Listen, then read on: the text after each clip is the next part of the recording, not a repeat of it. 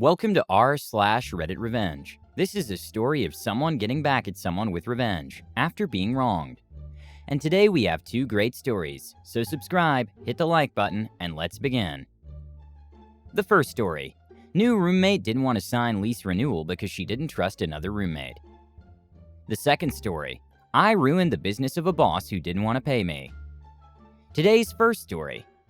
Roommate blackmailed us and almost lost us our apartment, so we played dirty. So, my friend and I were in our second year of college together, and we're roommates. We were both transfers and going into senior year, and had been renting an apartment for the past year. The two of us had lived with 3 other people the first year, but they graduated and moved out. The apartment had 2 rooms, and a den with double doors that could be used for one person. We had 2 people in each room and 1 in the den. We needed to find people to replace our old housemates, and my friend knew a couple of people who were living together and wanted to move to a new place together. She talked to them and set everything up before summer, so that way during the fall we would already have everything figured out. We signed the lease before summer vacation and everything seemed fine. One girl wanted to rent out the big room to herself and would pay full price for it. Let's call her Sharon. The other one would live in the den, who I will call Carrie. There would only be 4 of us instead of 5 the coming year, which we were looking forward to. However, over the summer, Sharon started having second thoughts about living with Carrie. Apparently, while living together, they'd had some issues. Sharon called my friend and I and told us that apparently Carrie had pushed her down the stairs while they were living together, and she bought pepper spray and a taser just in case. According to Sharon, one night they thought they heard someone trying to break into their apartment and were standing at the top of the stairs listening when Carrie told Sharon to go check it out. Sharon didn't want to go, so Carrie pushed her and Sharon fell down the stairs. Apparently, one night the 2 girls were in their apartment when they still lived at their old place, and they heard something weird in the middle of the night. According to the girl in the big room, it sounded like someone was trying to break in. They were standing at the top of the stairs listening, and the girl in the den tried to get the girl in the big room to go check it out. According to the girl in the big room, the girl in the den pushed her and she fell down the stairs. The girl in the den basically had to represent herself in front of the school and go on trial. She won because there was no evidence that it happened. To this day, I'm not sure what to believe. We asked Carrie about this, but she said that while they heard suspicious activity and called the police, she never pushed Sharon down the stairs. My friend and I didn't know what to believe, and ultimately told Sharon that they'd have to work it out, since she was the one having doubts. We also told her that if she changed her mind, we'd need at least a month's notice. Sharon decided she still wanted to live with us, and was okay living with the other girl, so we thought it was fine. Summer passes and fall arrives. Sharon is moving in. Carrie's planning on moving in a few days later. However, Sharon brings someone over to the apartment and starts showing her around. She apparently wanted a roommate and wanted us to sign the new person onto our lease with an addendum, but she hadn't talked to us about it before. Apparently, she didn't feel safe with Carrie around and said she'd feel safer with a roommate. She told her potential roommate she hadn't known she'd be living with Carrie, even though the 4 of us had signed the addendum to put them both on the lease at the same time. My friend and I thought things were getting weird at this point and started feeling concerned. Unfortunately, our lease was going to expire soon, and we needed to sign the lease renewal in a few days, and we couldn't get an addendum to sign the new person on until we signed the lease renewal. My friend and I had let the Sharon and Carrie know this in advance, and they had agreed beforehand to sign it. If we didn't sign it in time, we would have to start an entirely new lease, and the price would go up a lot, which we couldn't afford. So if we didn't sign our new lease agreement in time, we would all have to find another place to live. Since school was about to start, it would have been hard to find another place to live so quickly. This wouldn't have been an issue, but then Sharon was afraid that Carrie wouldn't sign the new person onto the lease, and said she wouldn't sign the lease renewal if we didn't add a roommate first.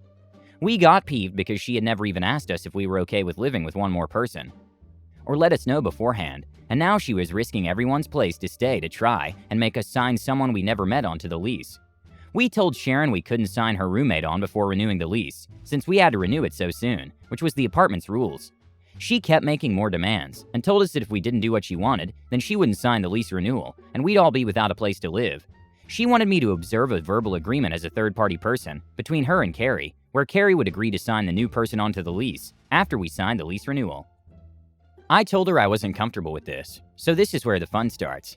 Carrie seemed nice so far, and my friend and I were really uncomfortable with how Sharon was acting. She continued to move all of her stuff in while telling us her conditions. We wouldn't agree to any of them, not only because there was no way to meet them under the rules of our apartment complex, but also because we weren't going to let this girl control us like that and make us live with someone we didn't know if we wanted to live with. However, then Sharon came up with a clever idea. She said that we could sign her off of the lease with an addendum, then sign the lease renewal with Carrie, and then sign her and her roommate back onto the lease. That way she would have no chance of getting stuck on the lease without a roommate. My friend and I told her that we agreed to this, and told Carrie as well, who also agreed. My friend and I went to the office to let them know, so they wrote the addendum to take Sharon off the lease. Everyone in the apartment had to sign it in order for it to be valid. My friend Carrie and I signed it, and waited for Sharon to sign it after telling her it was ready. She went downstairs and signed herself off of the lease. After this, she came back up, and my friend and I informed her that we would not be signing her back onto the lease. She got really upset. She told us that if we didn't want to live with her, she would have signed herself off anyways, but we didn't believe her. She started crying and told us that she had just finished setting up her desk. We didn't care. She had threatened 3 other people's security and place to live, as well as her potential roommates. She went outside and slammed the door. My friend and I were relieved it was over and that we wouldn't be losing our apartment. We just needed to find someone to take her place. Sharon came back in with a smug look on her face and told me she had her mom on the phone, and her mom wanted to talk to one of us. I took the phone and put it on speaker while my friend listened. Carrie went to her space and closed the door.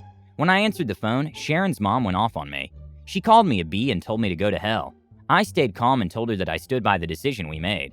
She told me to go to hell several more times. Then she told me Sharon had nowhere to go, and I didn't give a rat's A.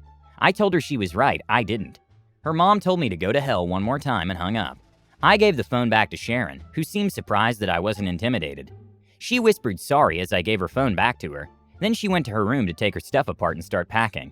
Since we paid the lease in advance for our place, as per the apartment's rules, Sharon had to pay to stay until the end of the month, so we let her stay until then. This gave her about 5 days to figure something else out. She made it as difficult as possible, but eventually left.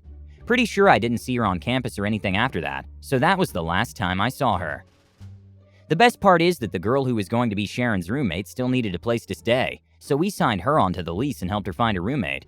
It was actually a fairly lengthy battle, but in the end, we won our apartment back. Word of advice, don't sign people onto your lease months in advance, even if they'll pay for their room while they're not there. People can make a lot of changes in a few months, and if they don't know you, they won't care about effing you over. The second story is, I destroyed a brewery. Nearly 20 years ago, I was a brewer at a brew pub. The owner was a complete lunatic and an utter a-hole. Before I was hired, he had already purchased the brewery equipment, used from a closed microbrewery. Problem is, it was literally 4 times larger than it needed to be for the size of the place. And to top it off, he was selling Big 3 beers too. And it was a Pugsley system. Brewers will know. But I made it work, even got the stupid ring-walled yeast to behave. But I only need to brew about 3 or 4 times a month. I've worked at places we brewed that much a week. So I wasn't needed anywhere near 40 hours a week, and I was salaried. So he decided I needed to work night manager at least 2 nights a week to fill out my hours. That was fine. It was an easy gig.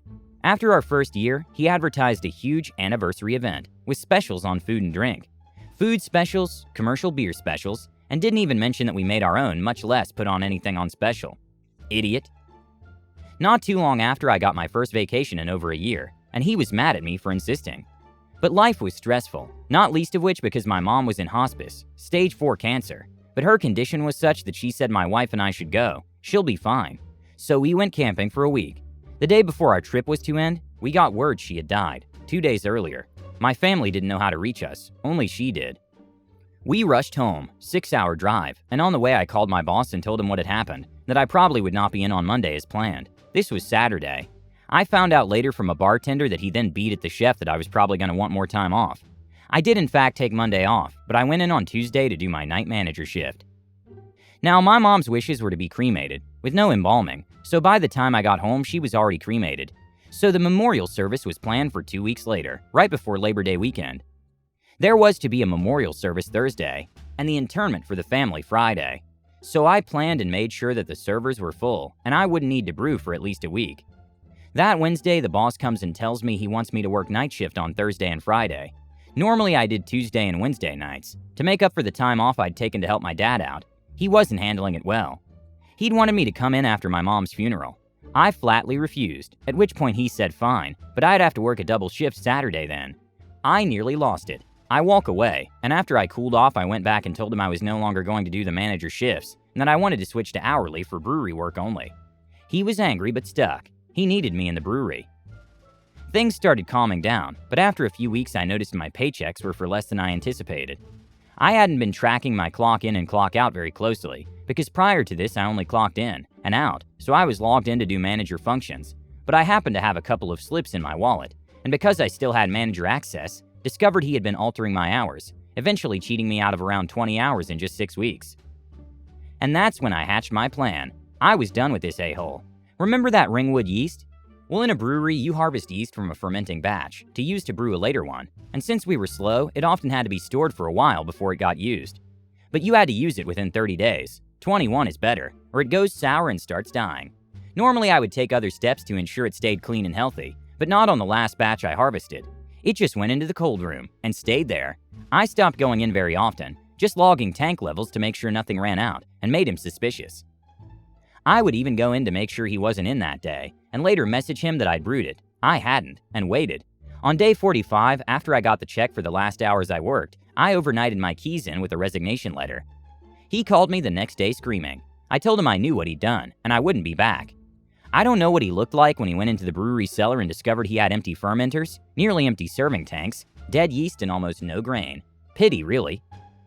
After that, he tried to hire my former assistant, who was working at another brew pub by then, because the a-hole had forced me to fire him to save money.